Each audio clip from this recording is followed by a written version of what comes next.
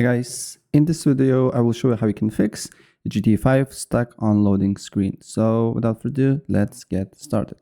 First of all, you need to open up Documents and then look for Rockstar Games. And then what you need to do here is to find Rockstar Games folder, right click on it, rename, and then rename it to whatever you like. Let's say old, right? And then you just need to launch the game and the issue should be fixed. And another thing that you can try is to go to Steam or another provider where you have the GTA 5, right click on it, go to properties, install files and verify integrity of the game files. Maybe your game files is corrupted and they need to be fixed. And if this does not work, then open GTA 5. And once you open it, I will show you what you need to do next, okay? And once GTA 5 is launched, you can see here, then you just need to minimize the game. And once the game is minimized, I will show you what you need to do next. So first of all, open up Task Manager.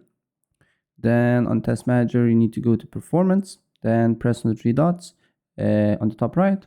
If you're using Windows 4, it may be different. Resource Monitor can be here. Go to Resource Monitor, go to CPU, look for GTA 5 task. So GTA 5. GTA 5. Then what you need to do here is to right click on it, then suspend process. And after you suspend the process, you need to wait for 10 seconds. And after 10 seconds, you can then try again launching GTA 5. So you can go with GTA 5 EXE as well, suspend process, wait from 5 to 10 seconds, and then resume process.